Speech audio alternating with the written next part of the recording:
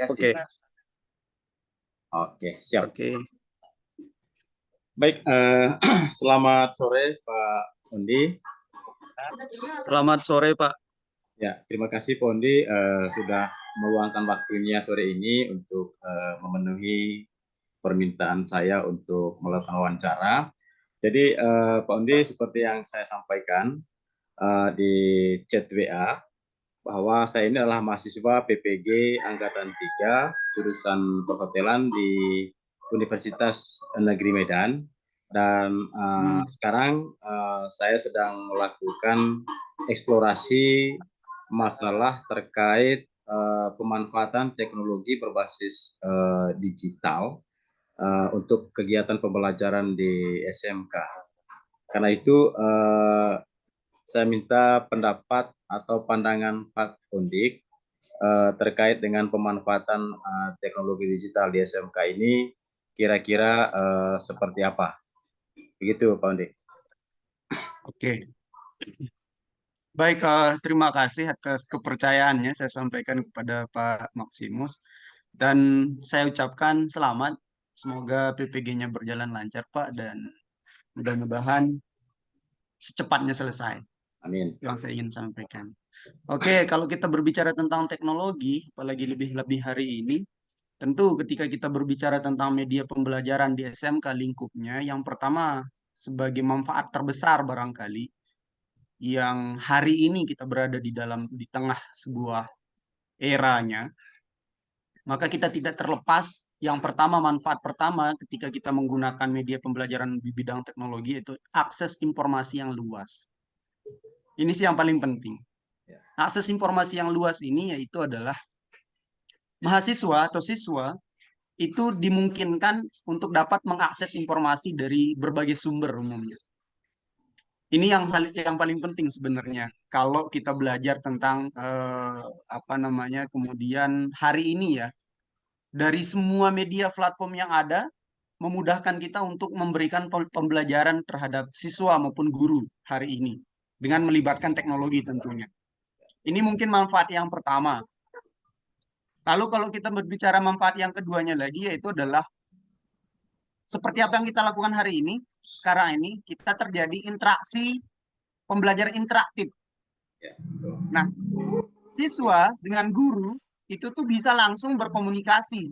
Tidak hanya dilakukan melalui di kelas, tidak hanya kemudian kita dalam satu ruangan, tapi dalam satu platform yang sama, misalnya kelas Google Classmeet misalnya, kemudian Zoom dan seterusnya, terjadi interaktif, terjadi pembelajaran yang cukup interaktif dan memberikan pengalaman tentunya bagi siswa. Oh, ternyata bisa ya, karena gini, ketika kemudian guru mampu menjelaskan di papan, tapi di papannya itu tuh tidak bisa dia memberikan animasi, tidak bisa memberikan atau menyediakan konten-konten yang menarik. Tapi coba dengan menggunakan bantuan alat media teknologi hari ini, guru mampu menampilkan berbagai macam animasi, sehingga dengan kegiatan-kegiatan yang demikian itu tuh mampu menarik siswa untuk belajar. Wah, kok enak ya belajar dengan teknologi itu. Sehingga konten atau multimedia yang kita hadirkan itu cukup menarik untuk siswa. Nah, manfaat yang ketiga, siswa hari ini itu tentu tidak akan ketertinggalan dengan perkembangan teknologi. Itu yang paling penting. Kita tidak boleh katakan hari ini, woi kami ini di timur, Pak. Kami ini keterbatasan infrastruktur internet dan seterusnya. Hari ini rasa-rasanya, apalagi bicara tentang Labuan Bajo, sepertinya sudah tidak zamannya kita berbicara itu. Karena teknologi hari ini internet di mana-mana, apalagi di Labuan Bajo sudah 4G. 5G lagi malah. Nanti mungkin kita bicara dari kendalanya. Dari kendalanya tentu mungkin nanti itu adalah perangkat di siswanya sendiri. Kami itu sudah punya internet, Pak. Kami sudah punya infrastruktur yang mendukung. Tapi masalahnya adalah siswa-siswi kami itu berada dari beberapa pelosok desa yang memungkinkan mereka kemudian terkendala di jaringan. Oke, kalau mereka semuanya ada di Bajo mungkin. Sudahlah ada di Bajo, kadang kuota juga masalah. Itu jadi masalah kita di situ. Nah, tapi kembali kepada pemanfaatan teknologi, selanjutnya manfaat yang selanjutnya yang mungkin bisa diambil juga adalah evaluasi. Evaluasi dan feedback yang bisa dilakukan secara real time. Kita mengetahui kemampuan siswa-siswi kita itu mana yang mampu, mana yang tidak.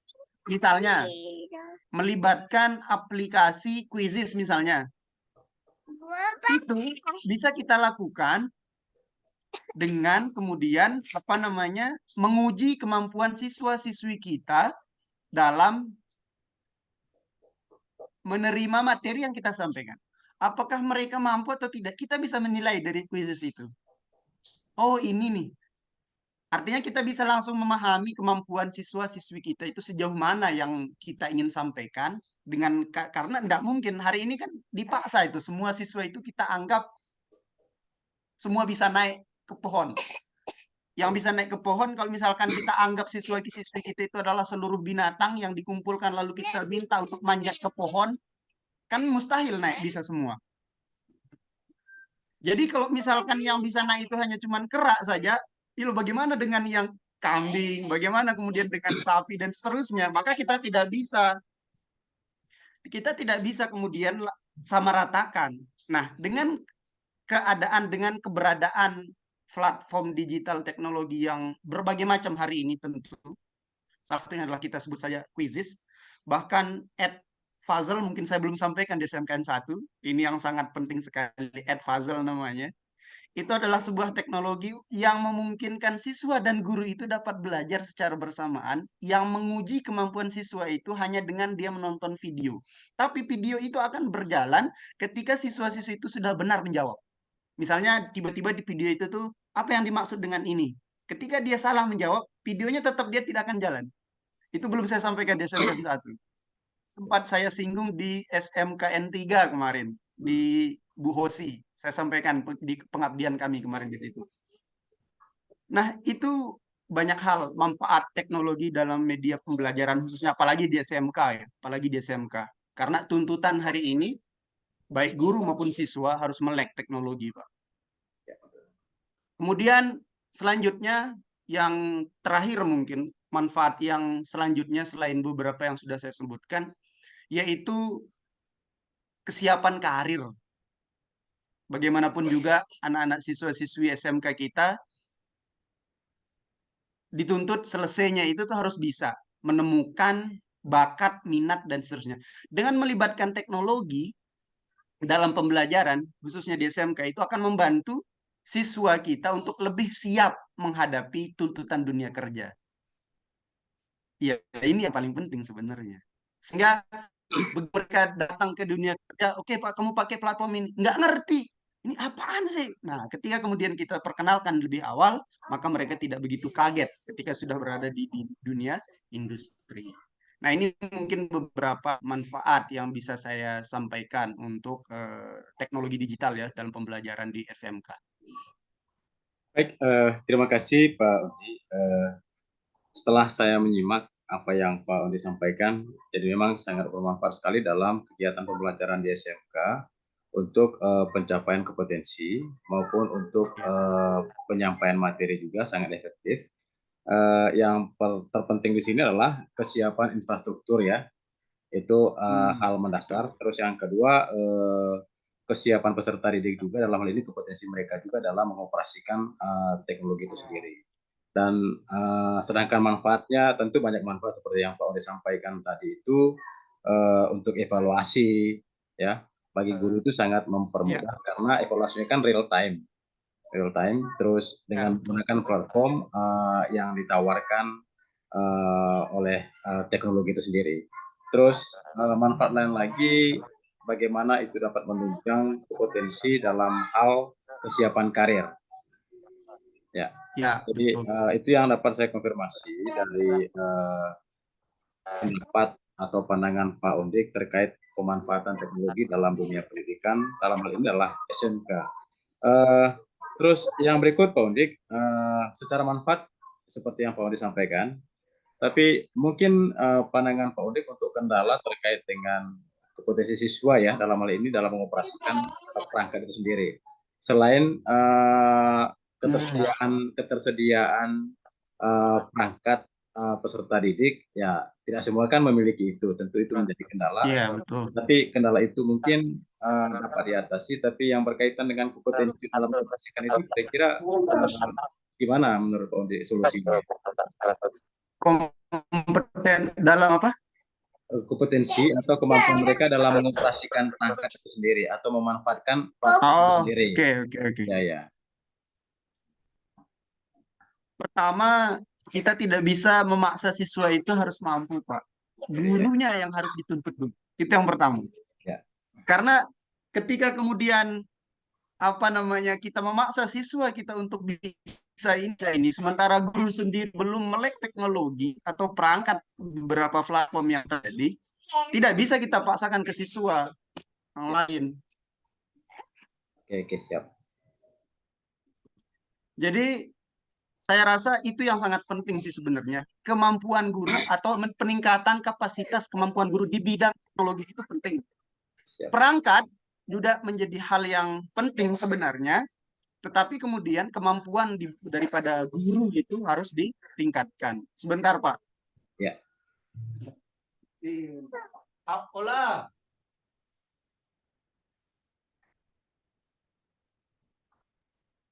Mohon maaf, Pak. Aduh, Ya. anak ini. Ya. Lanjut, Pak. Tidak apa-apa. Ya, jadi sekali lagi bahwa itu yang paling penting. Nah, menambahkan tadi kendala-kendala yang kita hadapi di bidang dalam pemanfaatan teknologi di bidang pembelajaran ini sendiri itu tadi keterbatasan keterampilan teknologi itu yang menjadi masalah sendiri. Nah, Penekanannya kepada bisa guru ya, Pak Undi, jadi ya. ya lebih kita tekankan kepada guru, guru Ya. lebih SMK. Ya. Jadi skill tesnya itu harus mendukung skill teori yang mereka punya, yang kemampuan mereka. Bahwa tidak hanya skill teori menjelaskan di papan saja, tetapi kemudian skill teknis itu sangat penting. Sehingga perangkat yang dibutuhkan itu mendukung ketika kemudian kita punya perangkat, tapi kita tidak punya skill, kan kosong jadinya. Ya. Untuk apa nih perangkat ini kalau kita tidak memiliki kemampuan dalam hal teknis khususnya? Lebih-lebih teknologi, Pak Guru tahu sendirilah bagaimana kemudian kita mengajar kemarin kalau cuma nonton Papa tahu sendiri. Ya beleng jatuhnya kalau cuma nonton saja. Tapi harus diikuti. Nah, mengikutinya kan berarti gurunya dulu harus paham gitu loh. Harus ngerti. Ini saya rasa salah satu cara untuk meningkatkan kemampuan. Maka saya juga selalu berbicara di teman-teman dosen di kampus. Kita ingin mendistribusikan pengetahuan kita yang kamu miliki kan tidak seberapa, tidak sebanding dengan yang dimiliki oleh Google sebenarnya. Tapi apa yang ingin kita sampaikan bahwa kalaulah kemudian kita sendiri tidak mau mengupgrade ilmu kita hari ini dengan teknologi yang hadir hari ini, maka siswa atau mahasiswa kita ya keterbelakangan pun pasti akan keterbelakangan juga. Karena siswa atau mahasiswa itu tidak selalu update tentang ilmu-ilmu terbaru, apalagi dunia teknologi. Maka peningkatan kapasitas kemampuan atau skill guru itu menjadi hal yang utama dalam hal memberikan kemampuan terhadap siswa atau mahasiswa kita. Itu sih Pak yang dari saya. Baik, terima kasih Pak Undi untuk pandangannya. Terima kasih untuk waktunya hari ini dan saya sudah menangkap semua apa yang Pak Undi sampaikan tadi. Penekanan itu kepada guru menguasai teknologi, keterampilan menguasai teknologi maupun digitalisasi. Apalagi sekarang ini kan era digitalisasi. Tentu guru dituntut untuk penyesuaian terhadap perkembangan zaman, Pak Undi ya. Tentang siswa itu akan terpancing atau termotivasi ketika media yang kita gunakan itu menarik, tentu tidak terlepas dari keberadaan atau kehadiran teknologi itu sendiri. Jadi mungkin seperti itu Pak Undik yang dapat saya tangkap dari pendapat Pak Undik. Terima kasih untuk waktunya hari ini Pak Undik. Maaf sudah semoga ada manfaatnya Pak. Dan mohon maaf saya terlalu agak ribut tadi. Oh, nggak apa-apa. Kondisi Terima kasih Itu Pak sudah Pak. Ondik. Mudah-mudahan apa yang saya sampaikan bisa ditangkap dengan Siap. baik, dengan jelas apa yang dapat saya berikan hari ini, Ya. Pak. Tentu ini akan kami terapkan nanti di sekolah karena salah satu tujuan daripada kegiatan ini adalah untuk nanti evaluasi dan penerapan di sekolah sebagai Sekali lagi, Pak, rekomendasi. kalau misalkan kemudian ke depannya kita butuh kolaborasi atau sumber sebagai jauh, misalnya, saya masih bisa, insya Allah saya Siap. masih bisa ikutin, saya masih bisa ngisi maksudnya. Ya, siap Meskipun Pak Ondik. kemudian Nanti kita bisa terapkan kok teknologi dari jarak jauh. ya, terima kasih juga Pak Ondik untuk kegiatannya kemarin di sekolah. Dan sekarang di sekolah sudah banyak guru-guru yang melakukan inovasi, kreasi, pembuatan Ya, kegiatan alhamdulillah. pembelajaran Mudah-mudahan karena lah kegiatan bermanfaat, Pak. kemarin yang Pak Undi selenggarakan. Baik, terima kasih Pak Ya, Undi atas waktunya. ya Sehat Pak Max. selalu. Sampai jumpa. Nanti Ya, kami akan kabari ketika ada kegiatan di sekolah. Selamat siang, Pak ya, Undi. Ya, terima kasih. siang, Pak. Ya. Ya.